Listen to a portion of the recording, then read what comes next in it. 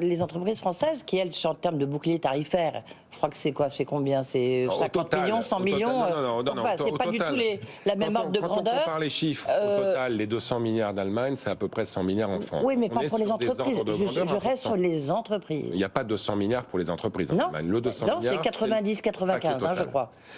Ce qu'on a aujourd'hui, c'est un calendrier européen extrêmement important. Le 20 et le 21 octobre, on a un sommet européen dans lequel il faut qu'on s'entende. Et qu'on s'entende à être solidaire.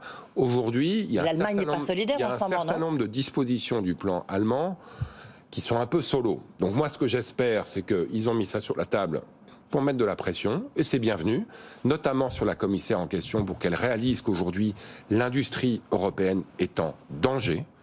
Et moi, je ne serai pas le ministre de la désindustrialisation, je suis le ministre de la réindustrialisation. On m'a demandé de prendre ce qu'on a fait depuis 5 ans et d'accélérer. Donc je le répète, l'industrie française et l'industrie européenne ne seront pas les victimes collatérales de la guerre en Ukraine. Ça veut dire quoi? Ça veut dire qu'il faut qu'on s'entende le 20 et le 21 octobre au niveau européen pour faire baisser le prix du gaz et de l'électricité pour toutes les entreprises. Oui, on disait ça le précédent sommet de l'énergie. On disait ça y est, ça va être la décision des vendredis, il y a 10 jours. Là. Effectivement. Ça va être. Et puis rien n'est sorti. On a accouché d'une souris. On avance. Vous savez ce que c'est l'Europe. Oui, mais attendez, il y a urgence, c'est ça qu'il faut. Allez, je vais le dire comme ça. On a besoin que les grandes personnes se retrouvent. Les grandes personnes, c'est les sommets des chefs d'État et de gouvernement qui se retrouvent une fois tous les 3-4 mois, qui sont capables de faire travailler tout le monde avec une échéance très claire.